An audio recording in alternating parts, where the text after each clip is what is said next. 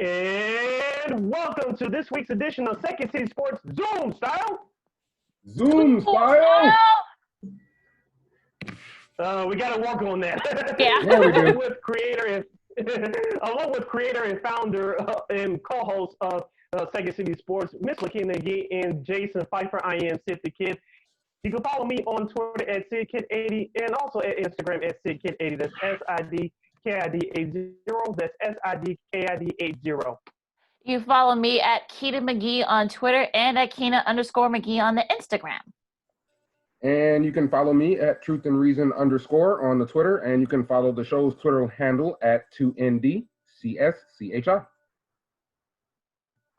And we'd like to welcome our special guest co-host for this segment. She's a guest analyst on NBC Sports Chicago's Bulls Outsiders TV show with our good friend of the show, Mr. Matt Peck. And she's also a veteran basketball writer and blogger. Please welcome Ms. Allana Tachauer. Allana, how's it going? Hey. Great. Thank you so much for having me on. That was quite an introduction, too. I appreciate it. No problem. Where can people find you on social media? I am just at Allana Tachauer on Twitter and Instagram. So easy enough, just first, last name put together. Nice. All right. Let's start off with breaking news as of this podcast. Two of the top five power conferences in college football, sources say that they may cancel the season. That's according to sources. That's the Big Ten and the Big 12. We'll see what the other three power five conferences do go on ahead. Players like Trevor Lawrence of Clemson and Justin Fields, both quarterbacks of Ohio State and Clemson respectively, have all tweeted out the hashtag We Want to Play. As we discussed with Lakeena and Jason last week, we do have a president, Mark Emmert of the NCAA, but when you don't have uniformity and when you don't have organization, when you have all the time to make plans and adjust plans, when you have nothing left, and when it comes down to the 11th hour, this is what happens. I'll start with you, Lakeena. It seems like no college football for the fall entirely.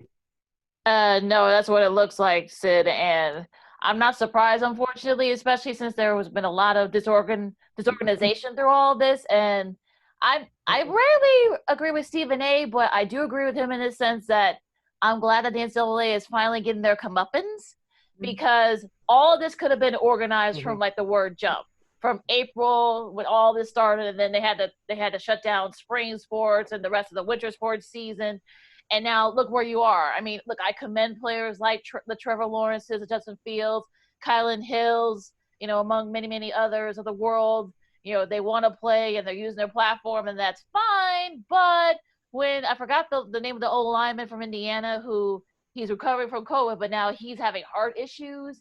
And also I applaud the presidents for stepping up and saying, look, it's not feasible. We can't do this. And, it's unfortunate that it looks like the season's going to be lost. And, I guess what the ACC, the Big 12 and ACC are trying to go on ahead. This is sort of like one of those, them versus the Big 10, the Pac-12. They want to cancel their season, the fall season for all their fall sports. But it seems like this is what happens when you don't have uniformity, you don't have communication. I mean, it's basically chaos now. Yeah, you guys are echoing pretty much the same sentiments that I've been talking about for the past couple of weeks as well. We know Mark Emmert is a absentee person in leadership when it comes to the NCAA, and we know there's no real central leadership when it comes to the NCAA. We've been talking about they're basically leaving these conferences up to fend for themselves, and I kind of predicted something like this might happen because you're having a few profile players opt out from some of these schools, and this is what I keep coming back to, Lakeena and Sid and Allana. There are way too many questions, more so than answers, when it comes to how the NCAA and professional sports are dealing with COVID-19. And we're talking about kids here. And again, when we're talking about kids and we're talking about a lack of leadership and a lack of answers, sometimes these things happen and we're seeing it come to fruition right before our very eyes. Allana?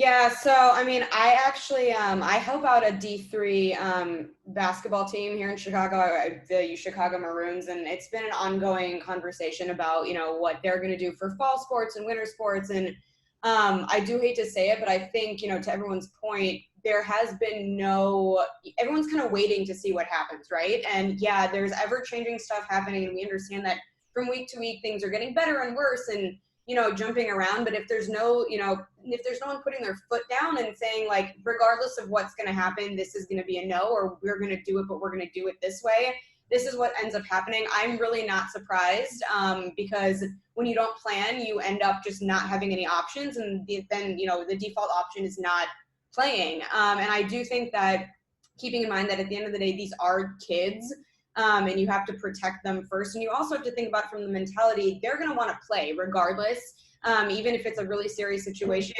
You know, we've all been there. We've all been that age at one point where you kind of think you're invincible and, you know, it's not going to happen to you, but it can. And, you know, it has been happening to these younger people. And so I think it's unfortunate. I think people are disappointed, and I get it. But I think that, you know, if you hadn't started planning in April, this is just what was going to happen, and I'm not surprised.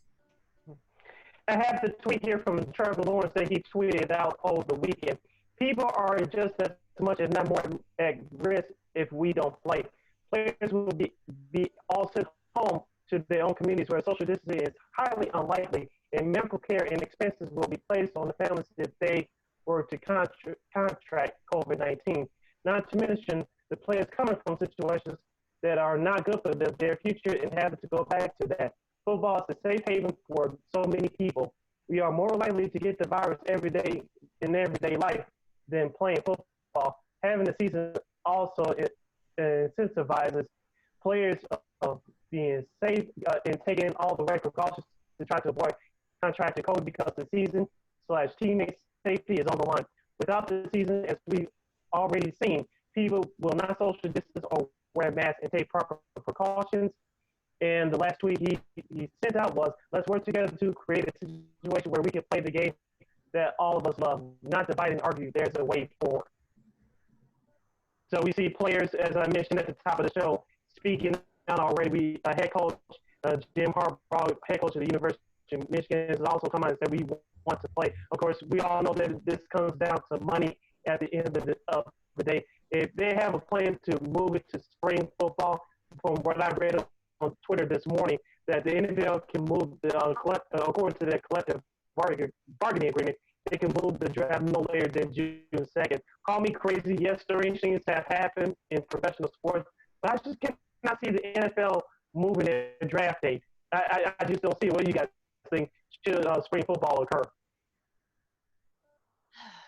I don't personally see it. I mean, we've all seen how stubborn the NFL has been for the most part dealing with this anyway. So I don't see them moving the draft date, pushing it back at all. That's just me. I don't either. I mean, unless maybe they can somehow, the NFL and NCAA can somehow work together, maybe perhaps, and say, okay, look, if you guys want to do spring football, okay, we'll move the draft back to maybe like late May or early June, and you'll see what happens there. I don't see it happening. I see that you may see a lot of guys like the Trevor Lawrences and, you know, guys like that opt out from playing the spring football. That's probably more likely to happen than all this other stuff, but that's just me. Yeah, I mean, I think it's not really a secret. The NFL is one of the most stubborn leagues, I think, in professional sports, and they don't really like collaborating with others, and they also don't like kind of, you know, being flexible. I think in what they're very traditional in what they've always done, and they tend to move forward that way. So I would be shocked.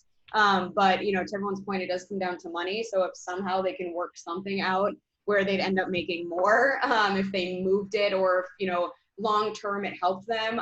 It's a selfish league at the end of the day. So I would be surprised, but I guess stranger things have happened in 2020. So we will be following this story, because we all know this is not the last of it. So this is only just the beginning. Now let's move on to some bigger and better things, and that's NBA basketball. We are entering the final week of the regular season in the NBA restart in Orlando. There were great games that went on this weekend, including Denver and Utah on Saturday, which was probably been the best entertaining game overall, with the 3 overtime thriller. You had Blazers and Philadelphia from last night, and then you had Indiana and the Lakers. Just so many individual performances and great games. Allana, I'll start with you. What impressed you most about the NBA from this past weekend? I have just been enjoying watching hoops again. It had, it was crushing when the league shut down. Obviously, I understand why, and I get, why it took kind of so long to get back. I think first and foremost, we should applaud the NBA for the way that they did things. Obviously, things are working out very well in the bubble. Not to say that, this is it and there won't be any, kind of obstacles down the line. But I think that they've done a great job. And it's also just been really entertaining. Like, I was kind of afraid of what things would look like in kind of the virtual setting and with the fans. But for me, I'm enjoying it. Like, I'm enjoying watching it just as much as I would a regular season. So I just kind of wanted to put that out there. I think this weekend, though, like, different teams that are like kind of surprising me have really stepped up. I'm kind of following now teams that I never really paid attention to before. I always liked the Blazers, I guess, like on paper, but I never really got into their style of basketball. But now with Nurk back and even, skinny Melo kind of performing the way he's been performing, I'm a huge Blazers fan all of a sudden. And so I just have been really enjoying kind of just watching all these teams. Mostly the West, I think, has really surprised me. I'm kind of an Eastern Conference girl just because I'm in Chicago. I'm a Miami Heat fan. But I think Western teams have really stepped it up. And I think some of that is because of the standings not being as set, I think, over there. But I really enjoyed the Blazers Sixers game that I caught. It kind of pained me to root against Jay Rich just because I was like his, ride or die when he was in Miami. But Dame put on quite a show again. And it's been super entertaining, and I can't wait for the playoffs. Phoenix has been the team that really has really impressed me. Yeah. So the fact that Devin Booker is showing you that, listen, this is a guy who's a star in the making. We'll see what happens there. The fact that Dave was able to bounce back against basically being teased by Pat Beverly and the Clippers. He pulled off, a great performance yesterday to get them into, look like they're one step closer in the playoffs. So, yeah, I mean, look, things look really good. And it's a bummer, though, that we won't see Zion anymore. But I guess now that he can kind of get into real good, get to basketball shape now. The basketball's actually been pretty interesting. Yeah, it really has. I mean, I know it's had, some people have told me, and I've heard from other people as well, that it has a bit of a summer league feel to it.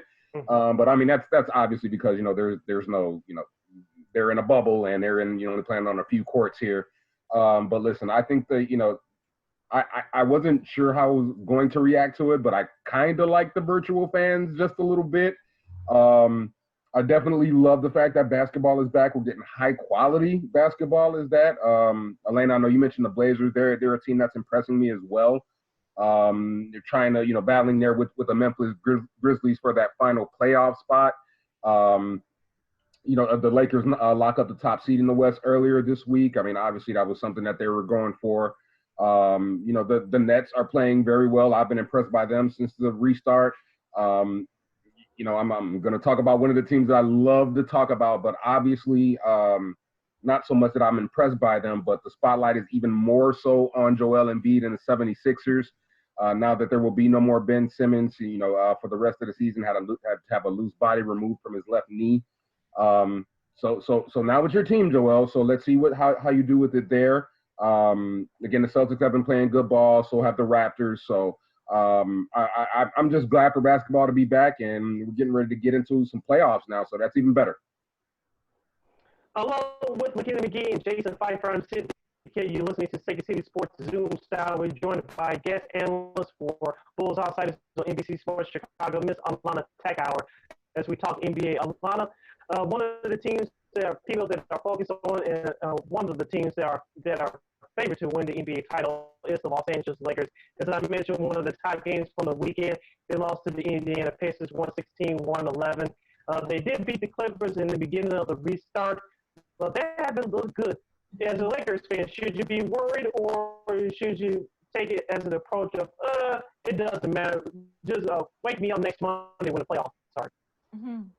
I have been a little bit surprised at the quality of their basketball. I know that they added some pieces last minute. Obviously, JR and Dion Waiters are still like kind of finding their rhythm there. I think Kuz is starting to understand that his role is not going to look the same as what it was even, in the regular season before the restart. I am a little bit concerned just because, I think chemistry has to build up, and I don't think they're there yet. But on the other hand, you have LeBron, you have AD, like they switch on a completely different level once the playoff comes. LeBron's been very vocal about the fact that he doesn't necessarily give it 100% until he even gets there. And so I'm not concerned necessarily that they'll be able to do it, but I've been a little bit surprised. So I'm curious to see what happens. I think I was expecting better basketball from them, but I don't think it's time to hit the panic button just yet. Jason? Yeah, I don't either. We know what LeBron does when it comes to, the sort of the twilights of these NBA seasons, especially in his 17th year now in the league. He's taking things a little easy.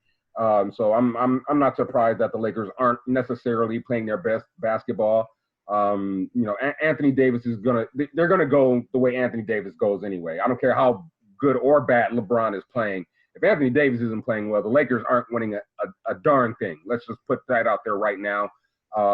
Obviously, the Clippers have been, restricting their players somewhat. So, they're not really concerned about, or weren't concerned about getting that top seed, I should say.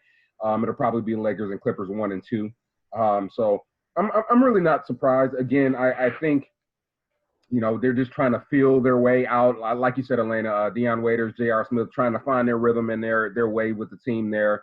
Kyle Kuzma is definitely better suited coming off the bench. I still think the loss of Rajon Rondo is going to be big in a way, even though LeBron has been running, the point, obviously, for the first team. But, Rajon to come in and could lead the second team. So I still think that's an issue. But overall, I'm not really, like you said, Allana, hitting the panic button or my meter isn't up to 10 on as concerned for the Lakers. Yeah, I'm not either. I mean, look, like you guys said, like LeBron, this is his 17th year. I think he, especially with this big break that they had, he's been able to kind of like stay in shape and such. I'm with you, Jason. I think they go as far as AD takes them. If he is not 100%, that's why I think they may rest him for the rest of the regular season. Sort of, they got the number 1 seed, so they really have nothing to play for at this point. So I think, look, the Lakers will be fine. We'll see if the Rondo injury will play a bigger role. It hasn't yet, but we'll see once the playoffs start. But I'm not worried about the Lakers just yet. I think if you're a Lakers fan, I think, look, that's the playoffs is what you played for when you got this team together. I know there were some other pieces that they had to add last minute to your point, Allana, but I'm not worried about them. I think they'll be okay. Yeah, let's move on to the other team in town, in LA, I should say, and that's the Los Angeles Clippers. They lost to the Brooklyn Nets on Sunday night, but they defeated the Portland Trail Blazers on Saturday, 122-117. Paul George and Patrick Beverley mocking Damian Lillard's missed free throw toward the end of the game. Dame Dollar, as the kids will call him, had a few choice words in a clean fashion for both those gentlemen following the game. Allana, I'll start with you. The Los Angeles Clippers, should the Lakers not make it out of the Western Conference, what percentage would you give the Clippers to winning this year's NBA title? It pains me to say, but pretty high. I definitely think that they are in a good spot to do that. I think not just in terms of obviously the star talent, but also just their mentality right now. I think they're really hungry for it. And none of them really seem like they're taking a back seat to the Lakers. I think they fully believe that they can make their way out of this. I am not the biggest fan. Some of their personalities just rub me the wrong way. And so it does kind of kill me a little bit inside. But I mean, they've proven themselves, obviously Kawhi, and, Paul George. I didn't like the whole kind of trash talking to Dame. I think like, especially, a guy that works as hard as he does and kind of keeps his head down and just, he hustles and he proves himself. He's not a diva or anything. So I was kind of surprised that battle was going on. But no, I do think they stand a pretty good chance, and I think they're hungry for it. Yeah, I agree with Allana completely. If not the Lakers, it's definitely the Clippers for me. And it's because of one reason. It's Kawhi Leonard. Well, 2 reasons, actually. It's Kawhi Leonard and the depth of the Los Angeles Clippers. I don't think anybody is I think they have the best second unit in the league. I know some people may argue that, but I firm well believe that. They are incredibly deep. And I've been sort of mentioning this for months and months and months on end now, but Kawhi Leonard is ready to become the best player on the planet, I think, in my opinion.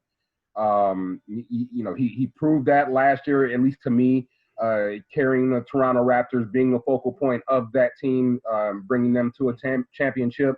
I think he's primed and ready to do that with these Los Angeles Clippers. I'm not surprised of the chirping between Dame Dollar and Paul George and Patrick Beverley. Patrick Beverley, he's a Chicago guy. He hustles. He's a dog out there on the court, but he rubs people the wrong way. And that's kind of been his MO coming into the league. He's got a bit of a thing with Russell Westbrook, as has been well documented. And he's got this thing with Dame Dollar and Paul George as well. But listen, I kind of agree with Dame when it comes to this. I think it's a sign of respect. Damian Lillard has a tendency to send teams home from the playoffs, and he's done that to Paul George and to Patrick Beverley, I believe, in his career. So, I'm kind of with Dame on his side of viewing it, like it's a sign of respect. Certainly shocked that he missed the 2 free throws at the end of that game. There's no doubt about that. I mean, he's usually, super clutch when it comes to, late game situations, especially going to the line and hitting 2 free throws. But listen, sometimes these things happen on the court. We all know this. These guys are men, and they talk trash throughout the game anyway. But back to the Clippers again. I just think they're primed and ready for this. I think they got the right coach for it in Doc Rivers. He's been managing the egos and the bodies as well as he can. But again, it comes down to 2 factors for me. It's Kawhi Leonard and the depth of the Clippers that's going to get them over the hump. It'll be interesting to see how he bounces back from this. I mean, they're still well within reach for that last playoff spot, and I think this might fuel Dame's fire. I mean, it worked last night, so this is sort of like thing that's been going on. So I think if you're the Clippers, though, I think you guys should worry. They should worry about what they're doing and what they're trying. Not to worry about what Dame's doing, because you may have you're going to face probably a pretty good Dallas team. So you guys need to kind of worry about what Luka Doncic and Kristaps Porzingis and that squad instead of what Dame's doing. Just as me. Yeah, speaking of Luka Doncic, let's talk about that game against the Milwaukee Bucks on Saturday night, 136 to 132 in overtime. Luka Doncic with another triple-double, 36 points, 14 rebounds, and 19 assists. I'll start with you, Jason. Luka Doncic, what's your projections on him as far as this season and as far as his career goes? Do you see him being a top 5 player in the league? He's got to be right there right now, Sid. I know, we tend to engage in hyperbole and live in the moment a lot of times when we see a new young phenom coming into the league in any type of sport. We tend to over-exaggerate it a little bit, but I don't think that's the case when we're talking about Luka Doncic. I go back to this when talking to you guys about conversations about him and Allana as well. But, I was not sold on Luka Doncic, 2 years ago. But that was a personal thing. I just had not seen enough tape on him to really know. But I have been thoroughly impressed ever since he stepped foot in the NBA. This kid is the future, I believe. Again, maybe not the present, but certainly the future. He continues to impress. It's basically a 30, 20, and 10 game that he dropped on the Milwaukee Bucks a couple of days ago. I mean, how can you not be impressed, right? And again, I know Mark Cuban is sort of just sitting back and smiling, hitting the jackpot.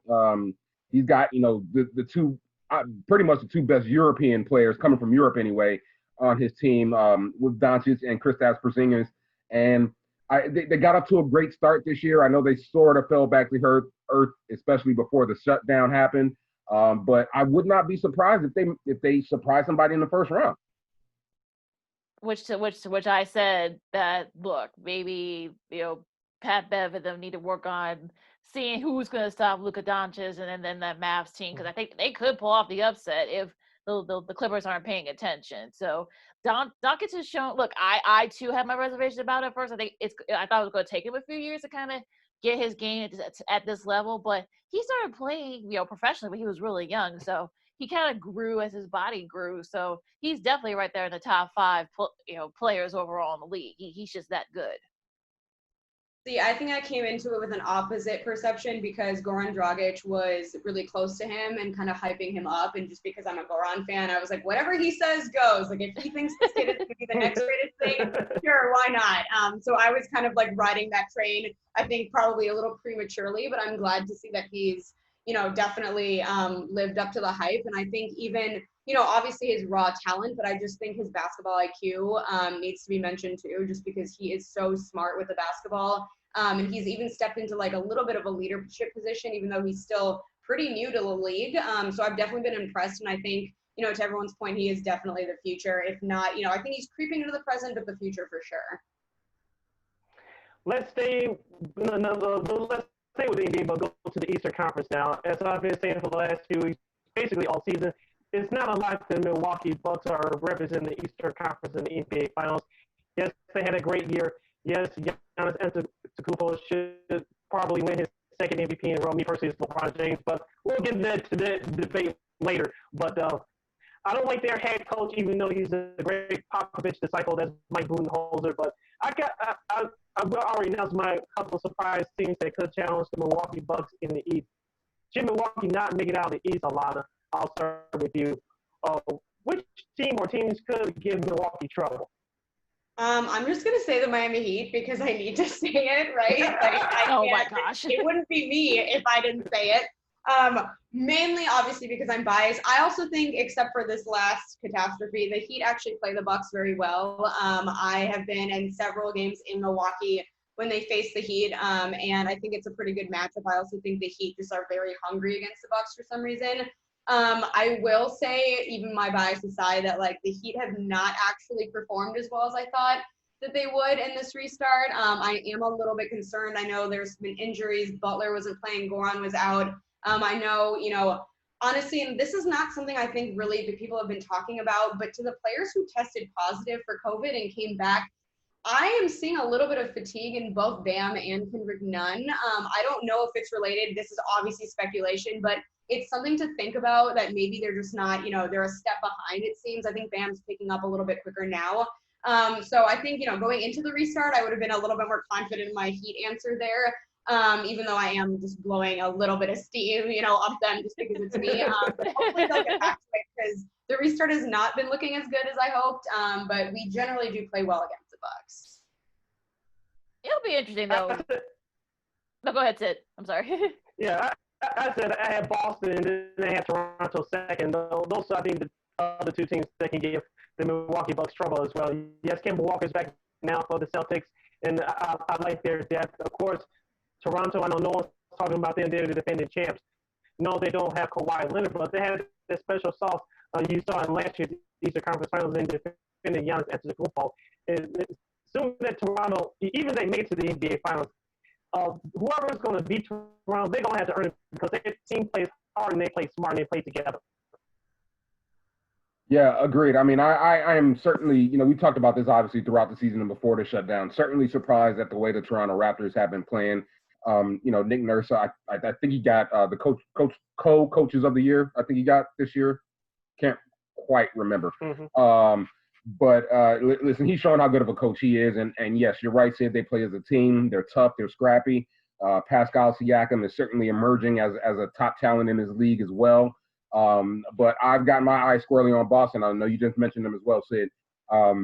Jason Tatum, along with the Luka Doncic, who we just got done talking about, they're going to be going back and forth, at least in my opinion, for possibly the best player in the NBA in the years to come as well.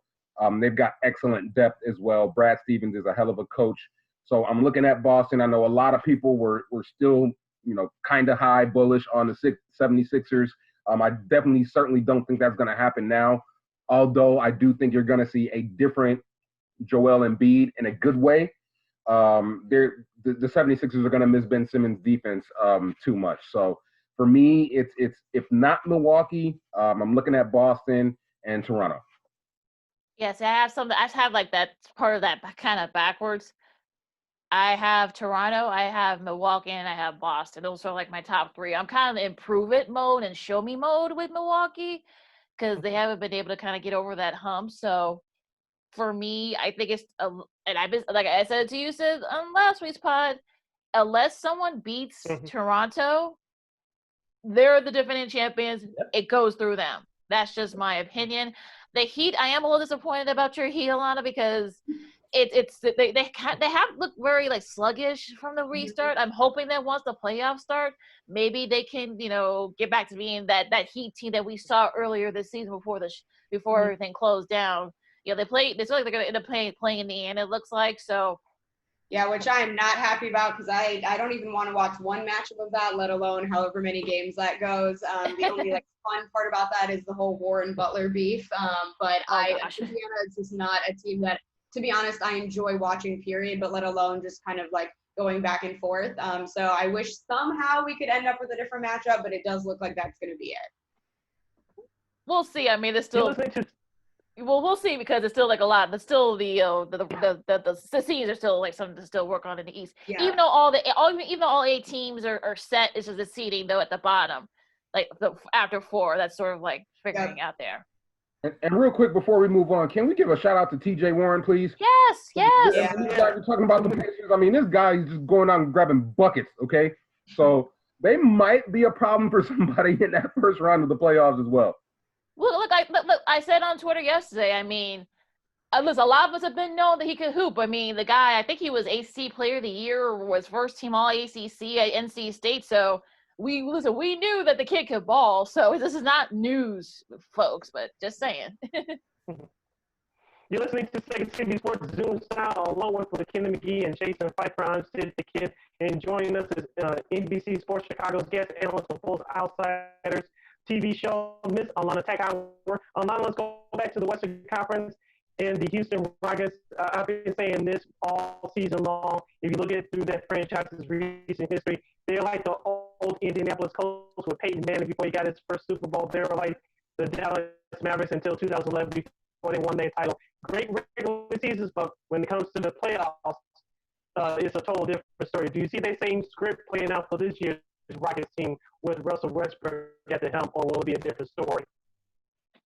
I think that if you would have asked me before the bubble, I might have just said that history is going to repeat itself, but something has happened in this bubble where nothing that people have expected has gone as planned. I don't know if it's just me, but I feel like for most of the headlines, the expectations that people had for various teams and individual players, I feel like the bubble just did something and everything is upside down. So I do think that certain teams in the playoffs, to my point earlier, LeBron, for example, kind of takes it up a notch, whereas I think some teams, unfortunately, kind of hit that panic or chaos or just nerves, and they're not able to sustain the same kind of energy. So I am interested to see kind of what happens there, just because, again, I feel like all the expectations I had are just out the window, and I'm starting from scratch. I will admit I have not watched as much as I would like to kind of make a good estimate that way. But in a way, I kind of like the surprise. So I'm just here and along for the ride at this point. Let's stay in the Western Conference, and there's a battle for the 8th spot. It looks like it will probably be a play-in tournament for that. The New Orleans Pelicans, Zion Williamson, said they are eliminated for playoff contention. As most expected, except for the league, but that's a whole other issue. But you still have Portland in there, San Antonio, Memphis, John Morant, my rookie of the year. He's been playing well, but the Memphis Grizzlies team has it, as you mentioned, Jason. The injury to Jerry Jackson Jr. has really set him back. I want to ask you, Allana, is it a foregone conclusion that Portland grabs the 8th spot, or will Memphis somehow get it together, or perhaps maybe San Antonio, who defeated New Orleans on Sunday, could they even sneak, or even Phoenix? It's a battle out there for the 8th spot. Who grabs it in your opinion at the end? I think the Blazers kind of have it. I'm really mostly just saying this because I think Dame is so hungry for it that he's going to do whatever it takes to lead the team there. Obviously, he has plenty of help and the depth is there, but I just think that, Dame alone is going to carry them into it. I have been impressed, obviously, by Memphis. I think Ja looks great. And he deserves all the props in the world. I just don't know if it's enough to push them over that hump. To be honest, I've kind of just completely disregarded the Spurs as having that, as having even kind of a foot in this race anymore. So I think it is between Memphis and Portland, but I do think Portland's going to come out of it. Jason? Yeah, I kind of want to, stick with Memphis. I would love to see Ja Morant in the playoffs, but I think the Blazers are playing a little too well at this point. I know they're hungry. I know Melo's itching to get back in the playoffs, and Skinny Melo's been playing well, and I have to give him a lot of credit for that. So, I'm kind of with Allana as well. I would love to see Memphis hold on to it, but obviously with Jaren Jackson being out for the Grizzlies as well, it's gonna make it tough. So, Lakeena, Sydney, I know Allana, you might not know this, but I was salivating over Ja Morant last year. I was holding out hope the Bulls could possibly pull off a miracle and get him. Obviously, that didn't happen. But I would love to see him in the playoffs, but I think the Blazers are going to overtake him. Yeah, I'm with you. I think not having Jaren Jackson, that's going to be a problem for Memphis. And plus, Memphis plays Boston. We'll see how Boston is, still trying to jockey for that position. Portland has Dallas, so that's going to be interesting too. They also have Brooklyn. So I really believe that Portland's somehow going to get in and will definitely cause LeBron some problems. All right, what was that, Jason? No, I was just saying that's a good possibility. Mm-hmm. All right, 2 more minutes left here with Allana Tachauer, Bulls Outsiders guest analyst for NBC Sports Chicago, right here on Second City Sports. Allana, before we end this interview with something fun, we have to get your thoughts on the Chicago Bulls new leadership with AK, new general manager Mark Eversley. That head coach Jim Ballin still has his job. As I mentioned to your co-host and good friend of the show, Matt Pack, about a week or so ago, I get the feeling with each passing day that he's going to be the head coach for the 2020-21 season. I'm not blaming him for all the problems, but as you all well know, especially in professional sports in any business, when new people come in, they want to get rid of the old guard and bring their own people in. What are your thoughts about the Bulls? It seems like through their history, they take 2 steps forward and they take a step back. Honestly, I have given up any hope on the Bulls. I was happy to see that they made some change, and it was long overdue. But I think Boylan still being there is a huge problem. I don't even necessarily think it just comes down to X's and O's, which, I could go into as well. I don't think he necessarily utilizes his players well. But I think on top of that, there's definitely some contention between him and Zach LaVine, and I think other players are starting to get frustrated with him too. So I don't see that working out well on court or off court, to be honest. So if they don't get rid of Boylan, even with the changes they've made in leadership, I don't necessarily see a bright future for the Bulls right away. I think the other problem that they really have not combated over the years is player development. I think they get their hands on some pretty good guys and guys that could fill the void that they need, but the problem is they're not developing them, so they end up stagnant. We've seen it on a couple of occasions already where, they kind of blame that, a draft pick didn't work out, but then once they leave and go to another franchise, suddenly they start blossoming and they, they're better on the floor and they're also more vocal and like they take on a leadership role. And I just think player development is such a big problem in Chicago. And then to go along with that, it has not been a hot destination for free agents because of leadership and because of the very well-known problems around the league with the front office. So that also kind of puts a damper in their plans moving forward of who can they really get to come over. I think it's going to take quite a high selling point. I don't know if Markkanen really wants to stick around at this point. I wouldn't be surprised if LaVine tries to get out if Boylan is around. So things are very up in the air with the Bulls right now, and I'm sure Matt is not happy because, it's like, to your point, we take some steps forward, but then nothing really changes, and it's the same cycle over and over again. And it's disappointing for the fans. It's disappointing for the team, I'm sure. But I have slowly given up hope. I will forever support the city, even if I'm a Miami fan. I'm born and raised here. But, it's looking bleak, and I just wish someone would shake them out of this. Jason? Yeah, you know how much I love the Bulls, guys. They're a laughing stock. I've said this before repeatedly when it comes to the Bulls. They're the dysfunction surrounding their leadership, like Allana just mentioned, is a key reason why free agents don't come here. The guys they do draft, they do not develop well. I'm kind of starting to sound like a broken record, but these are the facts, right? And Jim Boylan is not an NBA head coach, in my opinion. and yet and still somehow they're showing him support. Again, I don't know what else to say is if the Bulls are going to get dragged out of this perpetual black hole that they're in. I do think the continuing emergence of Kobe White is a good thing. I'm a little surprised about how well he's played. Obviously, he needs to be a little more consistent. I don't think Markkanen wants to be here anymore, and that's certainly a disappointment in my opinion, because I think he's a piece you can build around. But it seems as though Boylen has just ciphered all of the joy that he has for the game at this point in time. Again, he these are things that have just been said within the last few minutes. He doesn't use his rotations right. The players aren't being developed right. And again, he's more of a bark at you, it seems, type of coach than a teach you type of coach. So I think that's certainly not what these young Bulls need at this moment in time. But what are they going to do? Again, we see management still support this guy when the results on the court are just disastrous. So, I mean, what do we have to look forward to on the west side of Chicago in the United Center? Not much, at least for the next couple of seasons, in my opinion. Look at Daniel Gaffer's TikTok. That's all I'm going to say. I mean, he basically kind of like let it all out there. Players have been on record say that they're not a big fan of Boylen. So the fact that he's still head coach, I mean, I don't know if this is because the guys that they want to interview are playing in the bubble right now and they can't interview them. You see that as an excuse, but the money thing, I mean, well, you're gonna cry poor when you're worth over $3 billion, and Boylen's only making what, about like not even $1.5 million. So now you're gonna cry poor. I mean, it's absurd. It's dumb. And should Boylen does end up coming back, there's gonna be a lot of empty seats next season. I'm just saying. All right.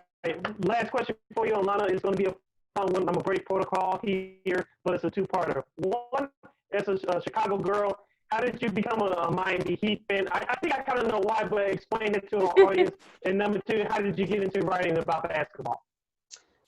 So to answer the Heat question, I was a fan of Wade at Marquette, and I just kind of followed him.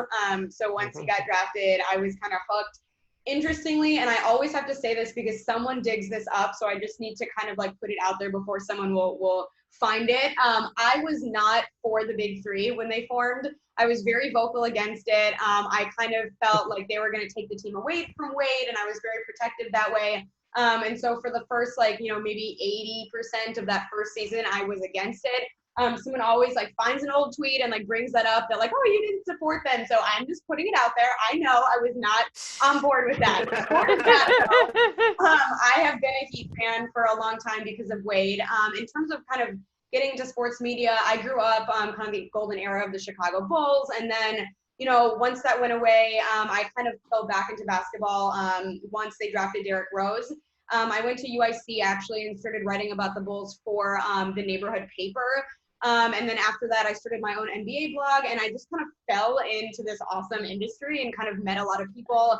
NBA Twitter was kind of at its prime at that point and getting off the ground, and I met a lot of people. I had a lot of great opportunities to kind of network that way.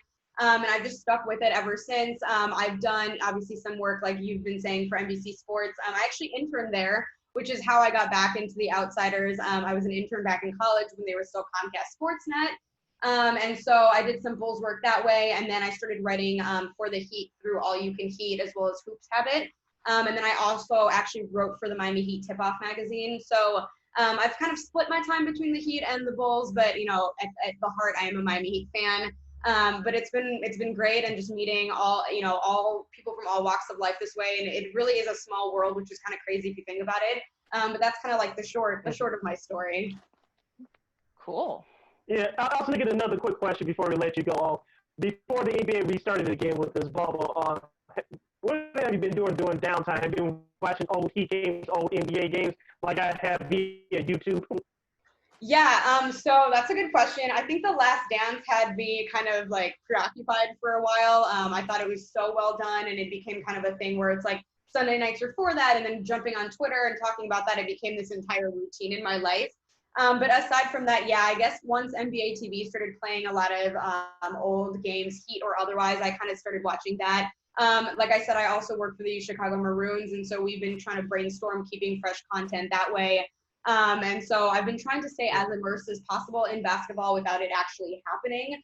But there's no comparison. I feel like even as silly as it sounds, like I'm just in a much better mood all around now that the game is back. There's something about, fresh new basketball. Even the exhibition games that were going on, the scrimmages, I was treating them like real games. I mean, I was sitting there tweeting up a storm, yelling at my TV. I got right back into it. So I think The Last Dance was a good way to kind of like segue between having nothing and then getting back into it. Love Well, it. I forgive you. All right, that was Yeah, I'll say you're forgiven. It's okay, Yeah. Allana. You're forgiven. You're forgiven. It's fine. All right, that was Allana Tachauer, guest analyst for NBC Sports Chicago's Bulls Outsiders with our good friend Matt Peck. You can find her on Twitter and Instagram at Allana Tachauer. She tweets during NBA games, in particular the Miami Heat. And she also does cute inspirational quotes as well. Allana, thank you so much for joining us. It's been a pleasure to have you on this program. Enjoy the games, and let's do this again down the road. Yeah, absolutely. It was a pleasure. And happy Monday, and hopefully everyone has a great week. You too. Thanks, Allana. Thank you so much. Bye. Oh, that's awesome. That's good stuff. That was fun. Yeah. She knows her stuff. Oh, yeah. Yes, and that's what we do here on Second City Sports. We bring you the people you want to hear from, give us great insight, and give you something the fans to think about and as we watch our sports as they return. Once again, that's Allana Tachauer of NBC Sports Chicago's Bulls Outsiders with our good friend Matt Peck. Let's not forget the other crew as well, Dave Watson and John Sabine. Yeah, so don't forget about this. They do a great job. Hopefully we'll have both those gentlemen on the program down the line. I got a great idea, guys. Let's take this 20-second timeout. We got a busy second segment coming up. Leading off will be James Neveau, NBC Chicago. He'll talk Blackhawks hockey as they'll prepare for round one against the Vegas Golden Knights. And also, we have to get into baseball and a whole lot of other stuff. You're listening to Second City Sports Zoom style. Zoom style.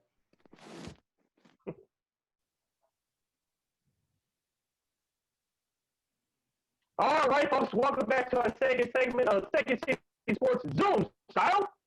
Zoom style. Along with Lakeena and Jason Pfeiffer, I'm Sid the Kid, and join us to kick off our second segment for this week's edition will be James Neveau of NBC Chicago. You can check out his work at NBCChicago.com. He covers all things Chicago sports, but in particular Blackhawks hockey, and also he's the co-host of the Madhouse Chicago Hockey Podcast with Jason Rossi of 670 The Score. Check that out as well. James, where can people follow you on social media? They can follow me just at James Neveau on Twitter. That's where I do most of my nonsensical ramblings. And then if you like photos of my cat, I guess, and like nature photos, I'm on Instagram also at Neveau Riche. So I'm more artsy over there, I guess. Love it. All right, we love it. Before we preview the series against the Las Vegas Golden Knights, let's review the series against the Edmonton Oilers, which the Hawks defeated the Edmonton Oilers last Friday by the score of 4-3. They take the series in the qualifying round in 4 games. James, has been a tumultuous season for our Chicago Blackhawks. Of course, John McDonough was let go. We'll get into that later. Of course, people, fans, and critics had choice words for head coach Jeremy Colleton and GM Stan Bowman. I know those 2 names will be brought up again later. But the Hawks have persevered over this. Before we really break down the series against the Oilers, what were your overall thoughts about this series? Did you expect this to happen, or did it come as a surprise?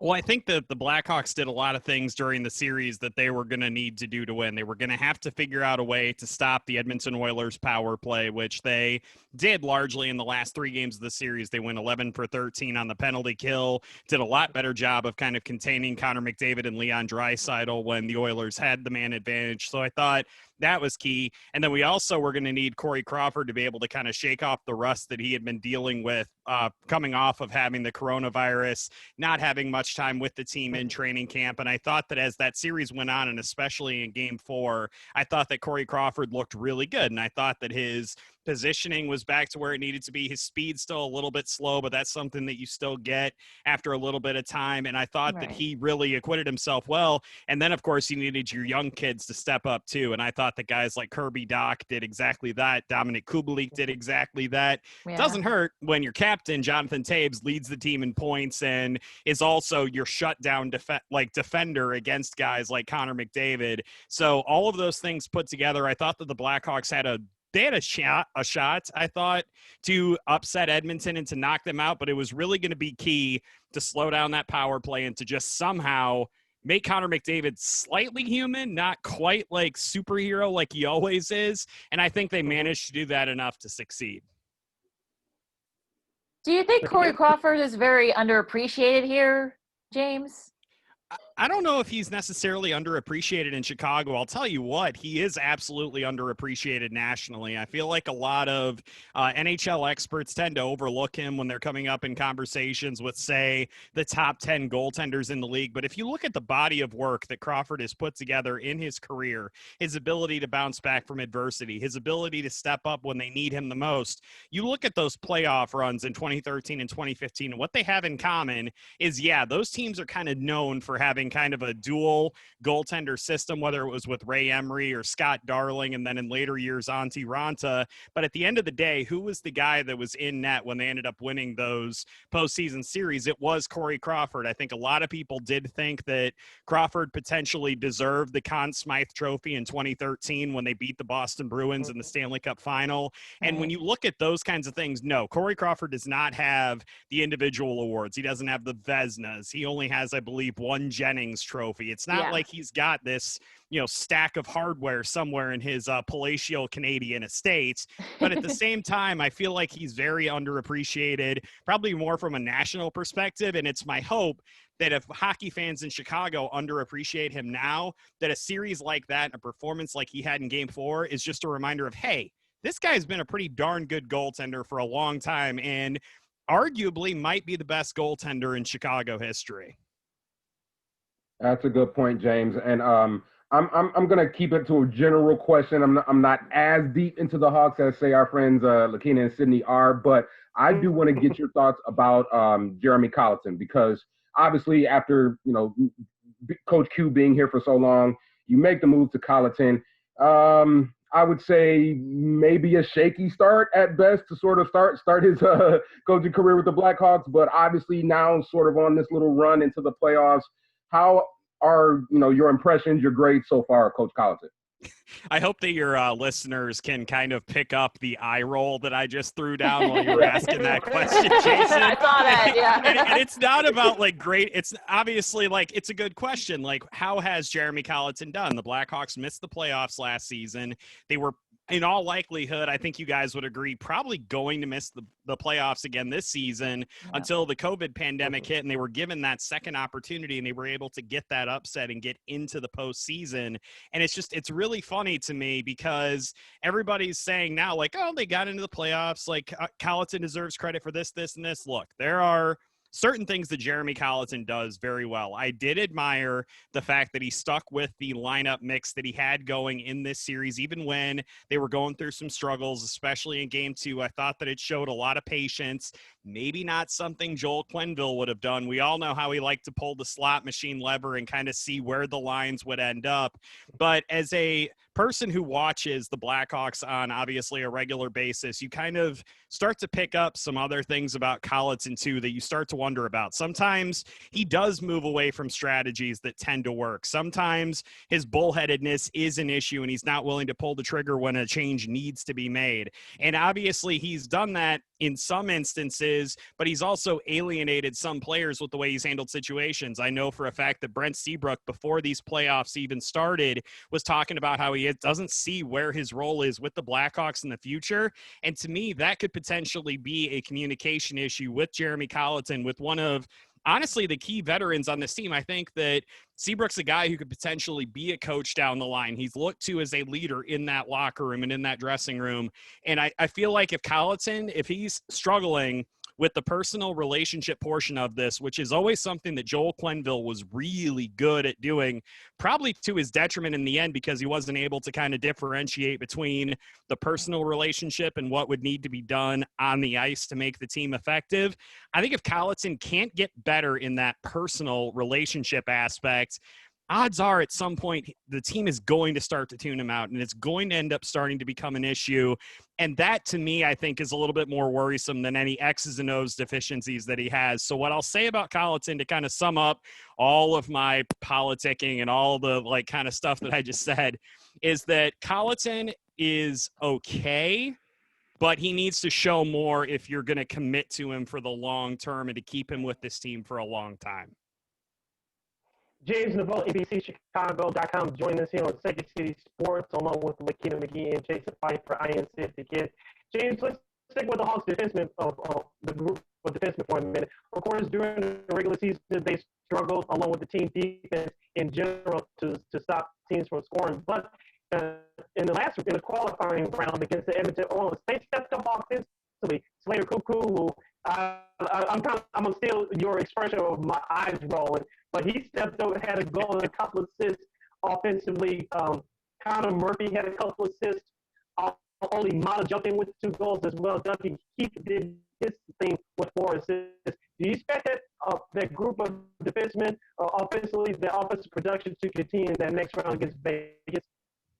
I'm not sure if Vegas quite plays the same speed game that Edmonton does, so I'm wondering if maybe a little bit more of a stay-at-home attitude is going to be necessary. But at the same time, you've seen, Sydney, and during this season and into these playoffs, when are the Blackhawks at their most effective? When they're playing in transition, when they're making the opponent's defense move all around the defensive zone. And how do you do that? It's by activating your defensemen. It's by making sure that your forwards aren't just staying stagnant along the boards and in front of the net. You have to make sure that there's movement, right? Because movement makes Jeremy Colliton's offense work. And when they start to kind of get stuck in the mud and they're not skating around, it's an issue. So I think the key is going to be to find a little bit of a balance, because you don't have to get into a track meet necessarily against the Vegas Golden Knights. They are a very deep team and a very solid defensive team, but I think you still will have those opportunities to activate. And I know the Blackhawks, they can't get stuck in that rut of just being like, oh God, we have to be good. We can't let Mats Pacioretty or Mark Stone or whoever from Vegas kind of get out on them and get into space. But they also need to be able to take the fight to Vegas and to get the puck going the other way. And so I think that maybe you'll see it dialed down by a smidge or two, but I think ultimately you are right. I think that what we saw from guys like Connor Murphy, like Slater Cuckoo, like Duncan Keith, I do believe that will be an important part of this series. It's just going to all be about balance against a very well-balanced and a very deep Vegas team. Yeah, I'm a little worried about that depth of that Knights team, like you said, James, because Purcelli and Stone are kind of like probably one of the most underrated duos in the league. So I feel I'm a little worried about these matchups, like who gets on those two. Do you think they'll be able to kind of tame at least one of them?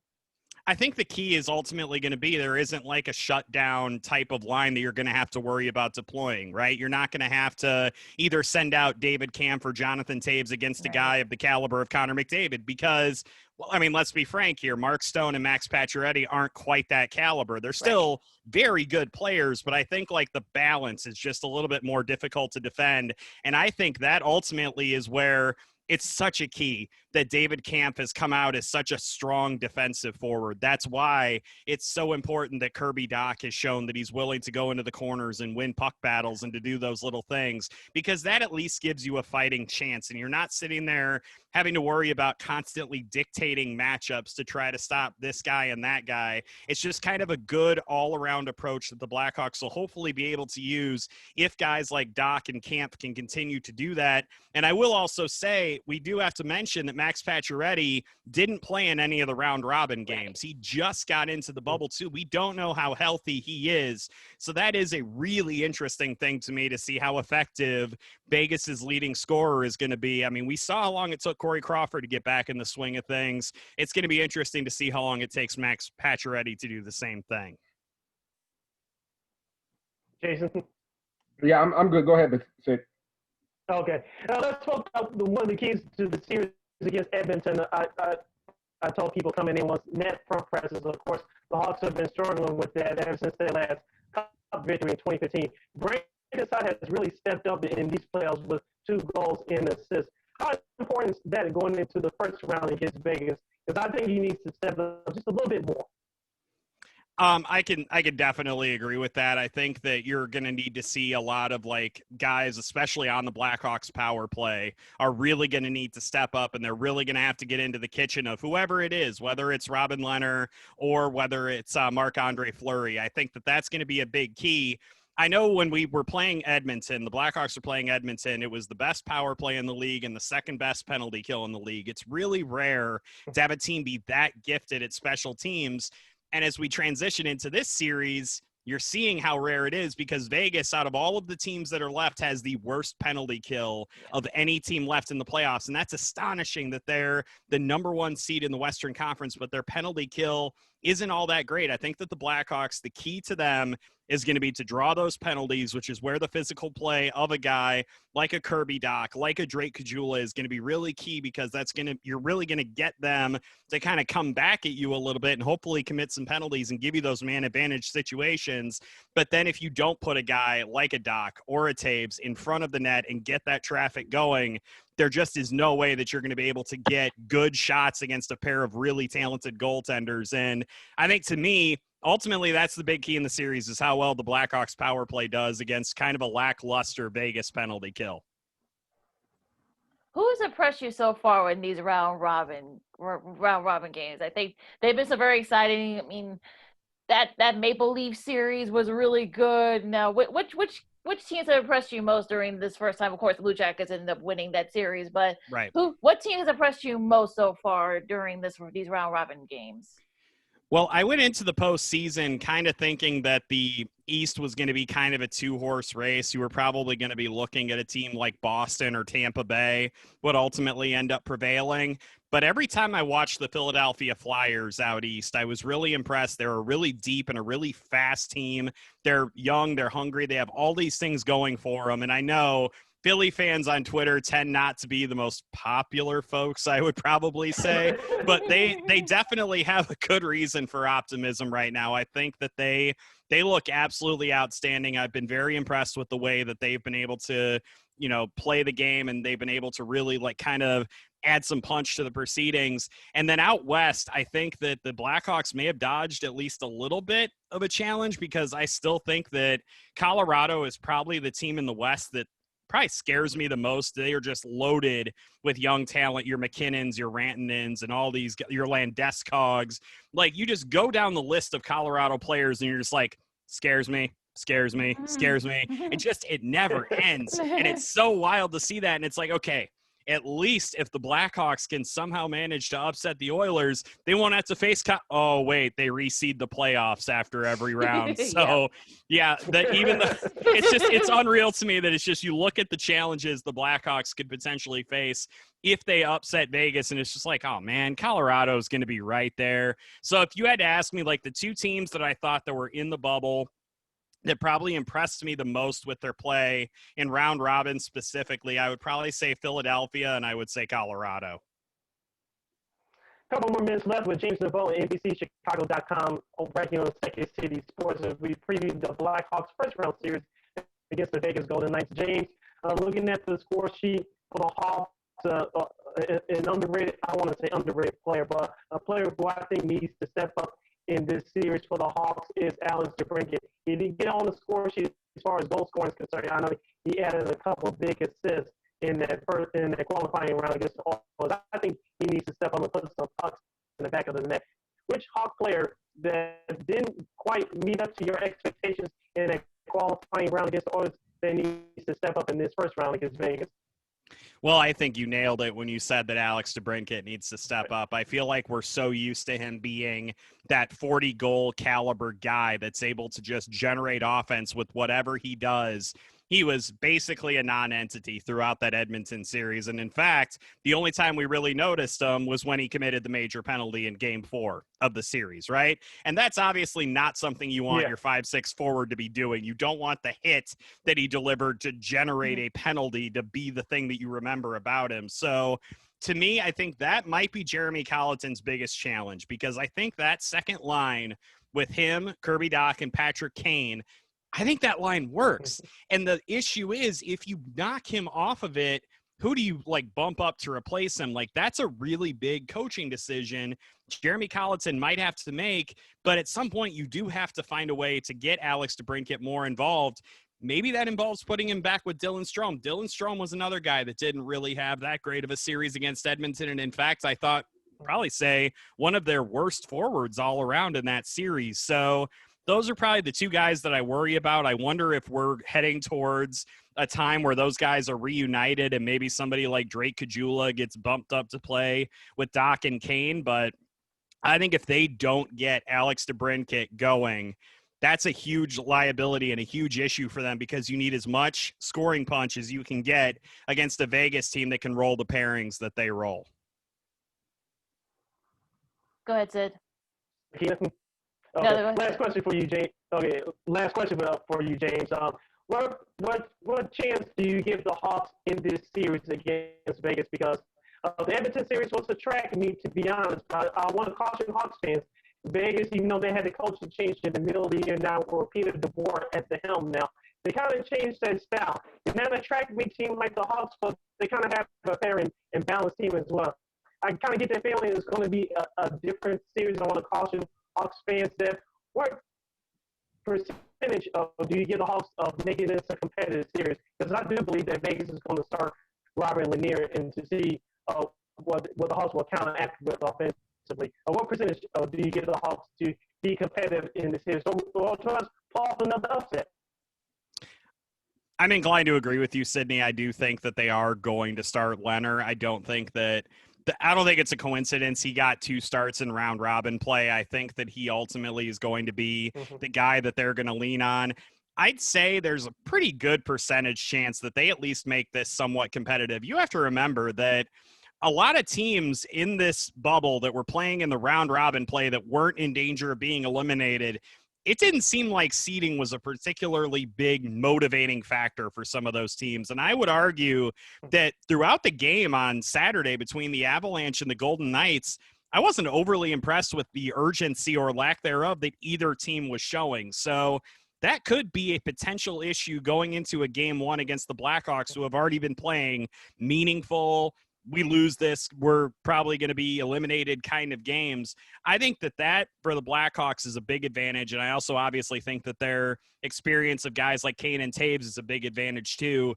I do think the Golden Knights are going to win this series. I think I'm picking them to win in 6 games, but I do think that the Blackhawks are at the very least going to make this a competitive series. I'd say probably about a 50-50 shot this thing goes at least 6 games. In terms of the Blackhawks winning the series, not nearly as bullish. I'd say it's probably like a 10% shot. It's just the Vegas Golden Knights are such a good team. The Blackhawks have so many issues defensively, and I think they need to address a lot of those with some of the young guys they'll be having come up in the system next season.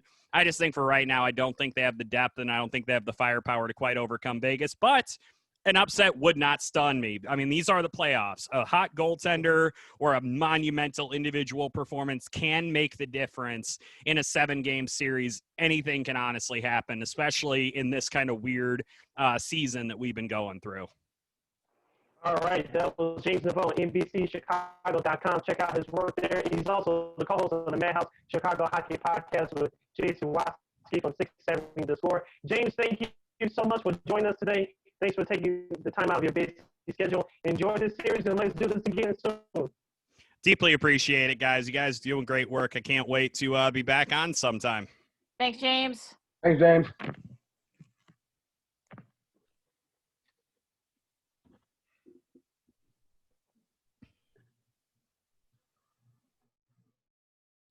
All right, that was James Neveau once again from NBCChicago.com. He covers all Chicago sports, in particular the Blackhawks. He does a great job. And follow him on Twitter at James Neveau. He does great work. He tweets out great stats during the game. So please follow him there. The Blackhawks second round series, first round series, the schedule will begin with against the Vegas Golden Knights. Game 1 will be Tuesday night at 9:30 p.m. Chicago time. You can watch the game locally on NBC Sports Chicago. Game 2 will be Thursday at 4:30 p.m. That's that right? Yeah, 4:30 p.m. And then, of course, Game 3 will be Saturday at 7 p.m. That's on NBC nationally. And Game 4 will be next Sunday at 5:30, I believe. So I don't have the schedule in front of me. I'm just going off from memory here. So days off between games 1 and 2, and then games 3 and 4 will be played back to back on Saturday and Sunday. Lakeena, I thought you brought up the interesting point about Corey Crawford. I didn't get a chance to ask James about this, but Corey Crawford, we all forget that he's taking his time and getting back from recovering from COVID-19, but he didn't have his greatest series against Edmonton. He did look good, especially in that third period of the clinching game in Game 4. But I think he has to steal a game or two in this series for the Hawks to have a shot. He couldn't do that in this last round because of the pace of the series, but he's going to have to step up big. And I think James did bring up an interesting point. His conditioning is taking time, but I think he's coming back. I think he's going to have a better series against Vegas. But my concern is, will his defensemen, will the overall team defense help him out? Because Vegas is a balanced team. As we mentioned, this is not the Edmonton Oilers. The series is going to have a different tone to it now because you're playing a better team overall. Should be interesting to see how everything, sort of like matches up here, because there's a lot of depth on that Knights team. So I'm a little worried about this series for the Hawks, but we'll see. I mean, look, they were surprised some folks in the round robin. So we'll see what they do in this first round matchup against a very good Knights team. Mm-hmm. Yeah, also, real quick before we move on, watch out for Ryan Reeves, the enforcer, the fourth liner from the Vegas Golden Knights. He led the team and led the league with 316 hits. Let's see if he gets physical with Kane and Taves and Brandon side. If that's the case, if the Vegas set the tone early with that physical style, it's going to be a long series for Chicago. As James mentioned early in the interview, the Hawks are at their best when they set the tone early and not necessarily get into tracking, but when they force the action, they get the defenseman of the other team moving around, chasing them. If the Hawks do that, I think they have a better chance. But if Vegas has to go early with that, playing down the defensive style, it's going to be a long series for Chicago. It'll be an interesting one, no doubt. I can't wait for it to get started, though. It's definitely going to be fun. Yep. All right. Some breaking news. Apparently, the Big Ten has not decided on whether or not they'll play football this season, so the various reports. So I don't know what's going on at this point. I think someone had leaked it to see how the reaction was, and they're trying to walk it back. So, well, we haven't decided anything yet. So, I don't know. And then, Trump's now getting in the middle of it. So, dude, if you had taken this seriously from the beginning, I'm gonna go there. If he had taken this thing seriously from the get-go, then maybe we wouldn't be in this situation where people have to decide whether or not to play. But that's not my business. I'm leaving out. I'm staying out of it. Carry on. Carry on. Your season starts. I'm talking about in terms of college football on August 29th. I think I said this for the last couple of weeks since now these Power 5 conferences have went to exclusive conference-only schedules. We all knew that the season wouldn't start on time, but you still have less than a month now to decide whether you want to play or not. This week is going to be crucial for college football because if one conference does decide not to play, I think the other dominoes will start to fall. And do you really want to see spring football?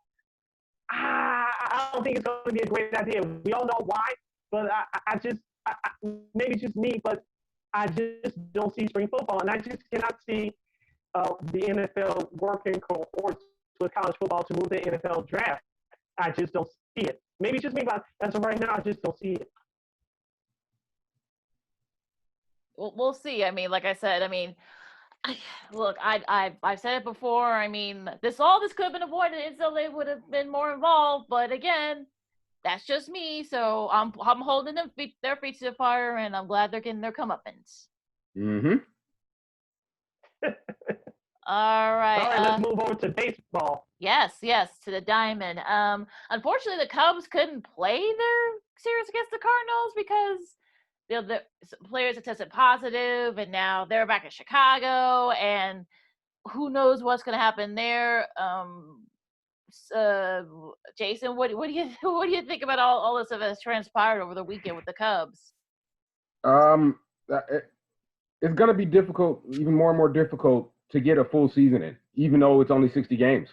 I mean, we're dealing with a really short deadline here, and they're already having players, again, this is a sprint to the finish. It's basically 60 games in 60 days.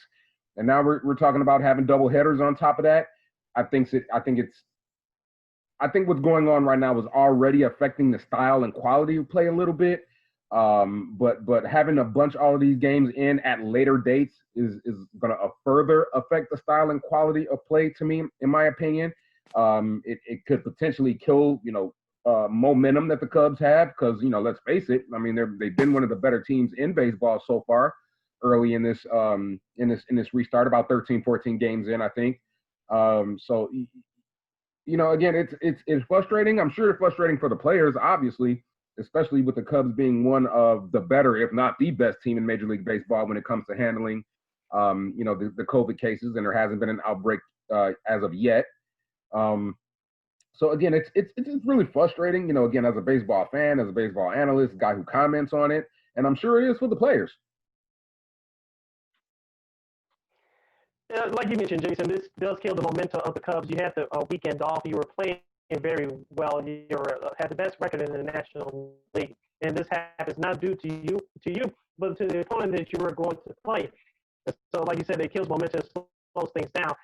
I wonder about the Cubs going forward because you had this unexpected break. Can you ramp things back up? I know they're professional athletes. We expected to do more than your average human being, but I wonder for the momentum for the players creating momentum again, starting this up again, and if this happens to another team they're supposed to play down, but you have to go through this again. And like you mentioned, making up all these games at the end of the season, fatigue will start to show. And you haven't even started the playoffs yet, so will there be an unfair advantage to them? We shall see. It's just unfortunate, but baseball. Hopefully they expect this not to this degree, but we all said this for the last few weeks. Baseball should have considered every possible scenario, and I know this is the best they can do right now. But if they thought that this would go smoothly or very little trouble, they were kidding themselves. Yeah, it's crazy to think that MLB could not have known that this was going to happen.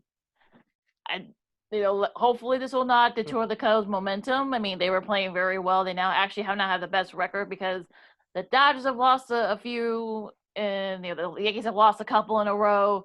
So it'll be interesting to see how, when the Cubs do play again, how they look, because I'm sure they're getting restless there over at Wrigley.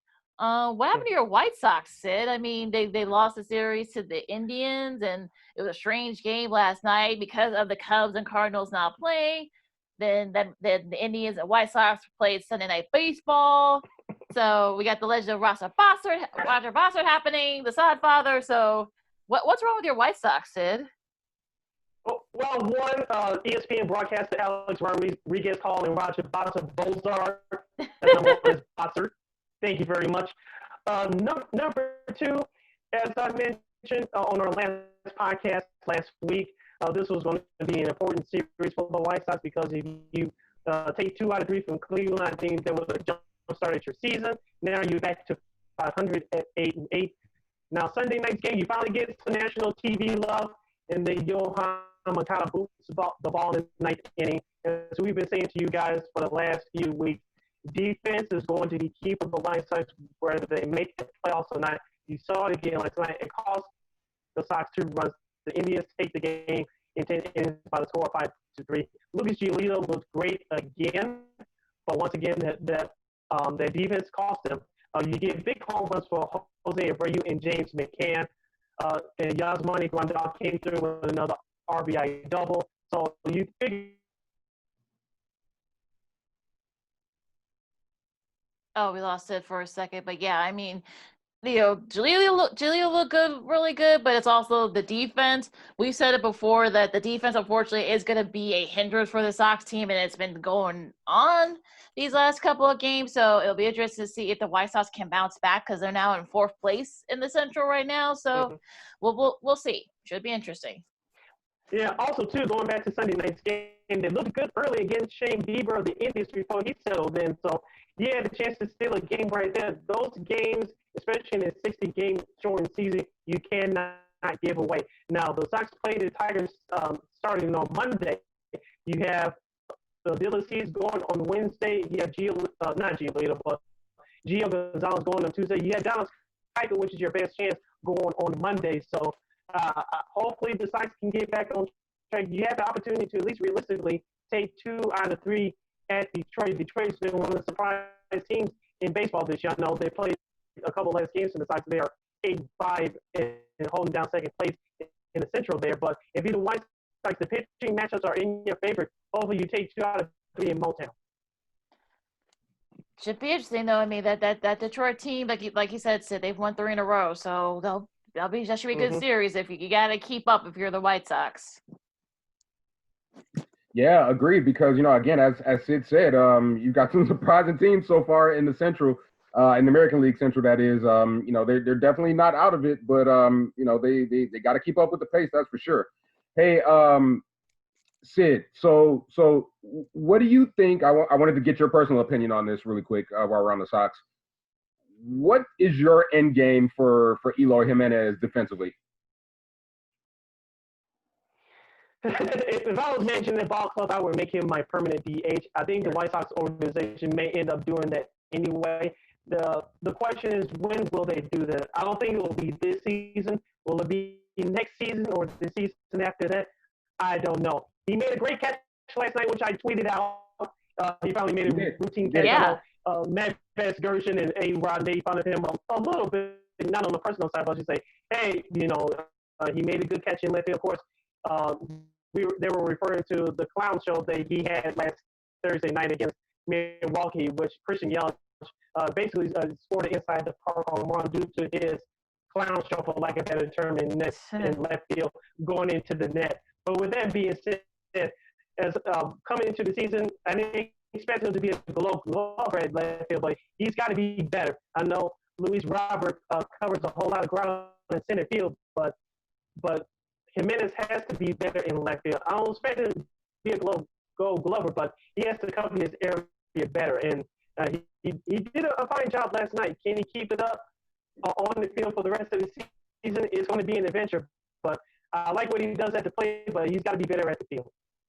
Yeah, like I said, it'll be interesting though, because I don't want him going into the stands again. I don't want to. I don't want him diving into the stands again. I mean, I'm afraid he might seriously hurt himself. Yep. I'm afraid for him. I know he loves being out in the outfield, but I think I wouldn't. Mm-hmm. I don't think putting him in the DH role is probably his best bet. I'm just saying. Let's see what else is going on here. All right. A lot has happened. Let's talk about the Cubs. Oakland. Yeah. Oh, yeah. That whole Oakland and Houston brawl. Yeah. Like, we're gonna have to quarantine those 2 teams for the next 2 weeks. Yep. I'm just saying, because we figured that this was gonna happen, right? We thought what happened with Joe Kelly a couple of weeks back. But I guess one of the first base coaches, I think, started this whole thing, and now started the whole brouhaha. And now I'm sure there's gonna be suspensions. There's probably gonna be some positive testing. The floor is yours, guys. What do you guys think of all of this weird stuff that happened yesterday? So I'll start. And this was what you would call the beer coming to the head, the powder coming to a head, the explosion waiting to happen with the Astros. We knew somebody was going to challenge them. It was probably going to be the Dodgers and or another team within that division. I am not surprised at all that this happened. I don't want to get the guy's name wrong, but certainly if you've gotten hit for like the third time in the series, your emotions are gonna be high anyway. So I think even without it being the Astros in particular, I think something would have happened between these two teams anyway. Because again, nobody likes to get hit with the baseball, especially I think it was like 3 days in a row for this particular guy. For the Oakland A's. Yeah. So I mean, frustrations are just boiling over. I mean, that is what it is. These things happen in baseball, unfortunately. But again, I'm not surprised that it was the Astros, because again, even before this shutdown, somebody was going to challenge them on the field. Something was going to happen. We had talked about this before, Sid and Lakeena. But it just happens to be a division rival in this case. But I don't know if you guys saw the game or heard Doug Glanville's comments a little later on in the day, but I also expect the iron fist, quote unquote, to come down on these guys as well. During this unique situation, this unique season, we definitely can't have these type of things happening. Yeah, I agree with you, Jason and Lakeena. I don't know about suspensions that will happen. I think it will happen. It depends on how many games, but there'll be some fines handed out because baseball's supposed to their players are supposed to practice social distancing. There was no social distancing with that May play yesterday. Thank goodness it did not get a lot worse, because if it did, we'll be talking about something a whole lot worse. Thank goodness we're not doing that. But getting back to on the field, Lakeena, we talked about this in our last podcast. If there was any team in the AL West that was going to challenge Houston, they'll be the Oakland A's. Oakland swept them over the weekend. Now they hold the 5-game lead over Texas and the 5.5-game lead over Houston. Now, am I declaring this race over? No. Houston, even though they hold a 6-9 record, the season is not over for them, but they got to turn around fast, because, as we said before in the past, Oakland's a team that struggles out early. All of a sudden, in the middle of the season, they catch fire. In this shortened window, 60-game season, the team that catches fire early and they're able to sustain it, they'll be the ones that go on to make the playoffs. Yeah, I mean, we'll see how the suspension sort of, maps out here. I mean, I think the A's could be right there, compete in that division. This might just be a preview of what's to come. So, again, as the season goes, I'm sure they're going to be facing each other a lot before the playoffs start. So, this is going to be an interesting battle between the A's and the Astros and AL West, because I think the A's are showing that there are no pushovers. So, we'll see if they can keep up. Yeah, and they haven't been the past 2 seasons. Let's not remember, this is a back-to-back 97-win team we're talking about with the Oakland A's. They just had the unfortunateness of losing the wild card game. I know that's not a word, but they just happened to lose the wild card game the past 2 seasons. But this is a borderline 100-win team that we've had the past few seasons. So again, I'm not surprised that they're off to this great start as well. The Chapman and Olsen Matt brothers, again, that is a very, very good combo to have in that lineup. Yeah, it'll be like I said, Oakland set the tone. They set the tone over the weekend with the sweep, and this is only the beginning. It's going to get interesting as the weeks go on. Yeah, the whole thing is going to be interesting, because looking through the standings, I mean, you see a lot of teams kind of maneuvering back and forth. The Yankees lost a series this past weekend, and they're sort of and the Cubs. If you look at the Cubs, actually now have the best record right now. So the Twins have lost 4 in a row. I mean, go figure. I mean, the Marlins are kind of falling back to earth. They lost a couple in a row. The Cardinals haven't been able to play, and the Rockies are though they did lose yesterday, but they're still kind of hanging there with the Dodgers. So like I said, it's gonna be a lot of maneuvering going on these next couple of weeks. Yeah, it is a sprint to the finish. I mean, that cannot be emphasized enough. So I think you're going to see a lot of fluidity within these divisions. Yeah, I want to jump back to the AL East for just a second. We talked about this in our last podcast, Lakeena, that Tampa Bay needed to turn it around. Oh, they turned it around by winning their series against the Yankees over the weekend with clutch hitting and great starting pitching. So and the Yankees are going through a little bit of injuries right now. So Giancarlo Stanton and Aaron Judge, as we said before, if all those guys can stay healthy, sky's the limit for the Yankees. But Tampa Bay is turning it around. Now they have an 8-8 record, tied for second place with Baltimore in the AL East. Yeah, and whoever thought we'd be saying that? It'll be interesting. Yeah, I'll say it'll be interesting though, because I think that especially since everybody having to play within their own division and the other side of their division, so this is going to get very interesting, no doubt. Okay, to some NFL news for a little bit. Darius Geis, the running back for Washington, the Washington football team, now he is out, and they kind of let the hook on him pretty quick. Domestic violence, allegedly. They were able to kind of, Ron Rivera said that his release was tough, but it was necessary. So what do you guys think about that news? Well, I'll start. And for me, this is all about, Darius Geis hasn't been healthy. And we talked about this the past few seasons now. We both thought it was an interesting pick for the team in Washington for Geis, running back out of LSU. And he definitely showed some flashes when he was healthy, but he just could not stay healthy. This is really the key between him being released from Washington. They've also got a plethora of running backs at their disposal. I know Adrian Peterson is a year older, but they've got Peterson, they've got Peyton Barber. I know they just drafted somebody else, and I think they have another running back on their roster as well. So, again, for me, my personal opinion, this was about, Darius Geis not being able to stay healthy on the field anyway. It just made that decision that much easier. Mm-hmm. That's it. Jerry Glanville once said the NFL stands for not for long, and unfortunately this applies to Darius Geis. As you mentioned, Jason, it's all about a numbers game. Now, if he gets convicted here, how many games will the NFL, excuse the expression, slap on him, and will he be picked up by another team? Will it be this season or next season? So that's something that we should be looking out for. But the NFL especially is a numbers game, so this is another prime example right here. Yeah, it's all about that. And like I said, and like you said yourself, Jason, if Geis wasn't injury prone, I don't think we'd be going through this with him being released. We probably would have said be suspended maybe for a little bit. So like you said, it just made Coach Rivera's decision that much easier. Yep. And again, I think this is also an effort, to obviously change the culture in Washington as well. I mean, they need all the PR help they can get. Right. And, something like this, whether it's true or not, unfortunately, in Darius Geis' case, it's just something that isn't a good look for him, and again continues to not be a good look for the team. All right. Anything else you guys want to talk about? We got a few minutes left. Shout out to Colin Morikawa. Yes. 23-year-old winning a PGA championship over the past weekend. I got to watch it in bits and pieces, not a whole lot really at all.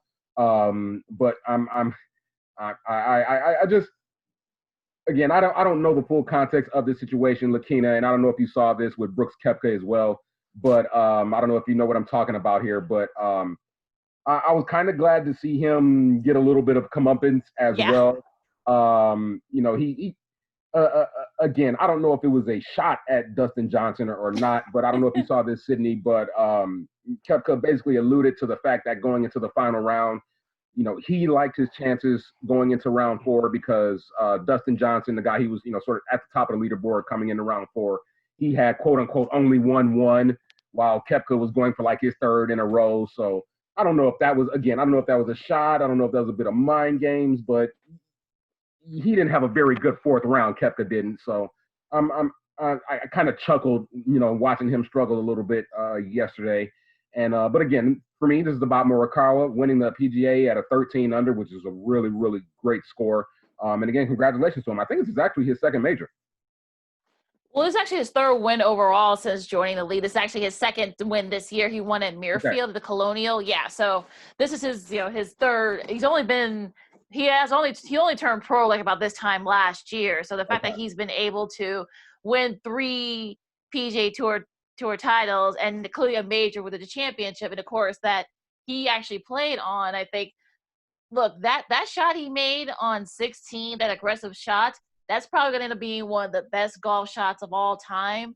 So, and this is a guy that actually has the game to do it. He has the aggressiveness. He has the the putting and the temperament. So look, I believe what Sir Dick Faldo and what all the other guys said, that all the other CBS and also ESPN2 golf commentators said this is the guy that probably could end up winning multiple majors. Now, as for the Johnson Koepka thing, I mean, Johnson ended up getting the last laugh. He ended up finishing tied for second with Paul Casey. So he actually ended up having the last laugh. Koepka didn't have very good final rounds. He wasn't really a factor after, I think, like the 7th or 8th hole. So he wasn't really a factor anymore. They stopped showing him.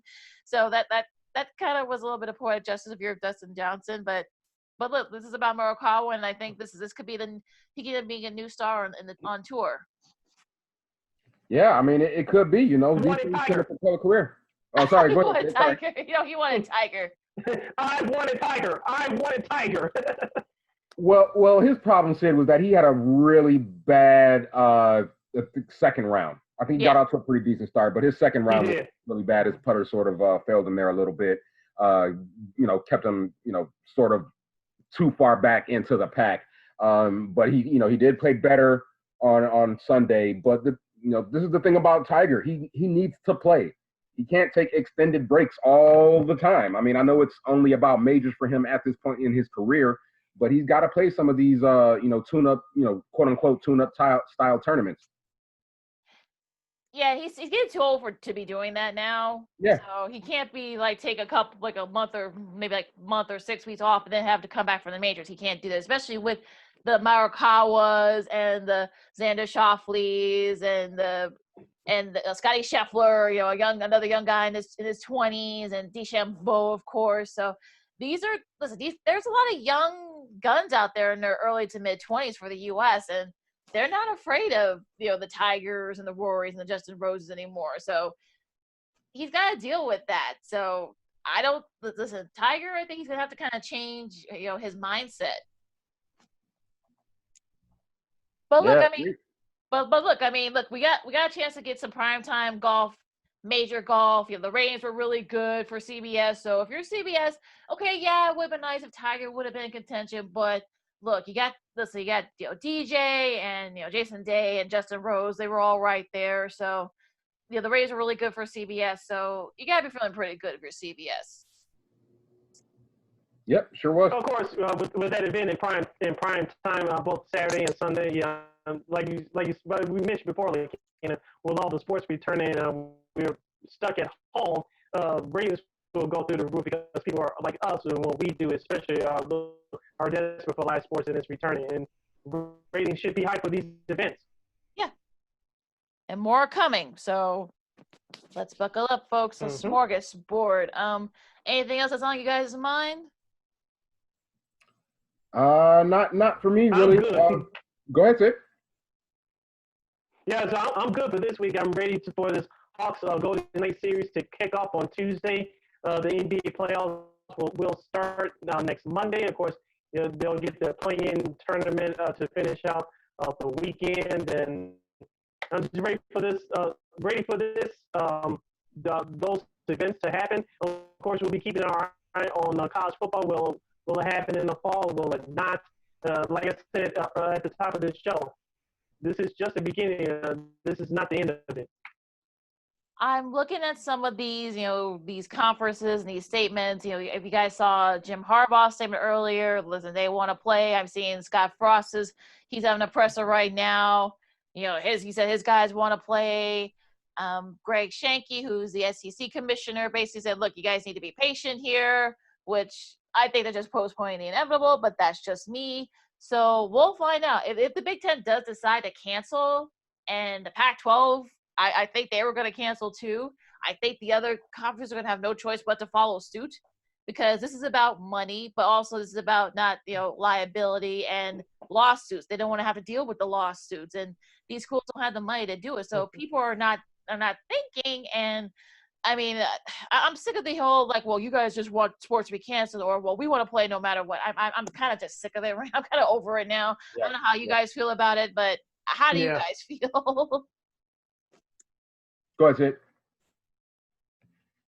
I'm not rooting for sports not to come back. Obviously, we have it back. We just wait for the NFL. They're going to start a month from now.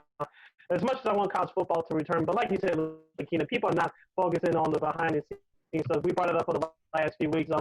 Do these schools have enough money to have testing kits for these players to be tested every day or every other day? And like you mentioned, no one wants to be liable here. Heaven forbid, and I do mean heaven forbid, that a player dies or severely gets injured because of COVID-19. These schools, they don't have the money that's coming in during a normal year. They don't have the income from these television networks and from the football and basketball. And basketball, the March Madness was canceled, so you don't have that income coming in. So heaven forbid something happens to a player, whether he dies or has severe problems due to this virus. These schools don't have the money right now, so we have to consider those factors in as well. Just think about it as you follow the story. Yeah. I mean, again, we're talking about kids here. I think that's the most important factor. And I'm kind of with you, Lakeena. I'm over it all as well. Of course, we want sports back, but there just seems to be too much going on and not enough answers. I mean, I hate that I keep having to say that, but we're starting to see it, like to your point, Sydney, some of these schools and these conferences just don't have the money to support this thing right now. And we're seeing it with the MAC. You know how I love my action. They've nixed fall sports and football right now. So I'm not gonna get to watch the school that I went to. I think you're probably gonna start to see a few more conferences do this. Right. Yeah, I mean, look, like I said, we'll see what happens if the Big Ten decides to cancel. Like you said, Jason, the MAC has already said they're canceling, and some of the smaller conferences already said they're going to cancel. So I think the big ones are going to follow suit. I know SEC is going to be so freaking stubborn about it. I know they want to say they want to play, but I think they're just postponing the inevitable. I'm sorry, I just think they are. Yeah, and one quick point, I don't know if this was mentioned. It's just going to take one of these Power 5 conferences is just going to take one for the rest to follow suit. So we're going to I think something's going to happen here within the next 2 to 3 days. We're going to find out really quickly. All right.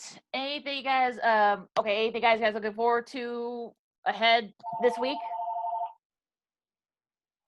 Yeah, for me, I just want to come there again. Go ahead, Jace. Yeah. For me, I want the Cubs playing again. Again, I hope their momentum hasn't been killed too much. They've got a nice series with some nice competition coming up with the Indians starting tomorrow. Yeah, for me, hopefully the White Sox can get back on track in Motown against Detroit. Of course, the Blackhawks are continuing their playoff push. Now they're officially in the playoffs. They're going to face the Las Vegas Golden Knights. Game 1 is Tuesday at 9:30. You can watch the game locally on NBC Sports Chicago. And like we've just been saying for the last few minutes, we'll see if college football will be played during the fall or will they have a backup plan to perhaps move into the spring. Like you said, Jason, the decision will be made within the next 24 to 48, perhaps 72 hours.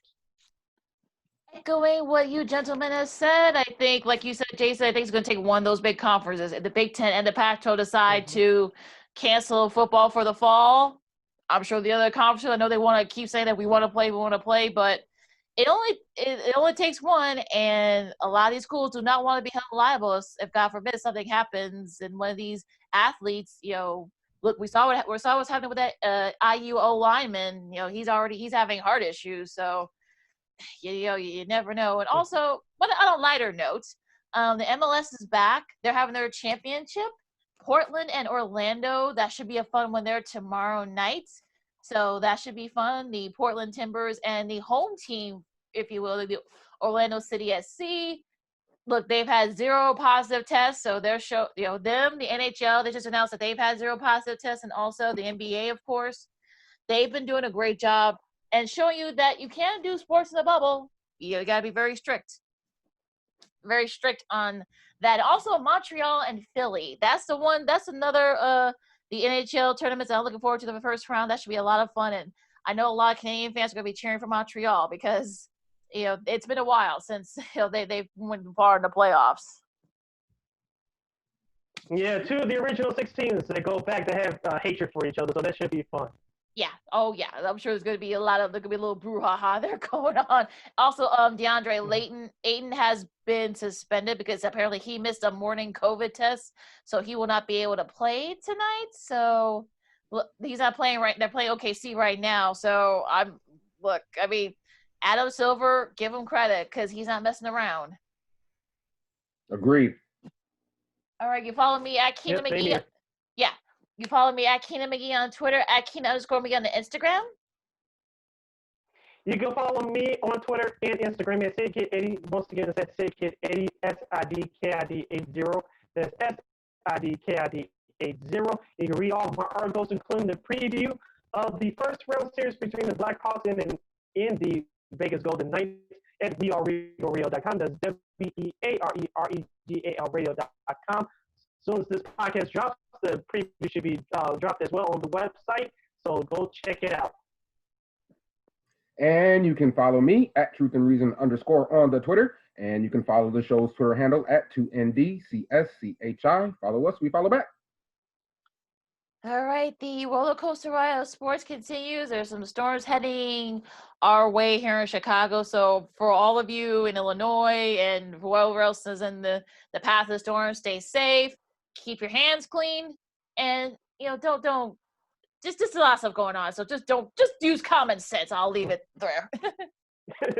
And also, too, real quick, we'd like to thank Allana Tachauer, guest analyst for Bulls Outsiders at NBC Sports Chicago, and James Neveau for NBCChicago.com.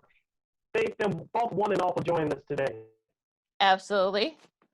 All right, Sid and I will see you on Friday, and Jason will see you next Monday. Yes, so indeed. For the guys, I'm Lakeena. This has been Second City Sports Zoom style, and we'll see ya. Zoom style, holla!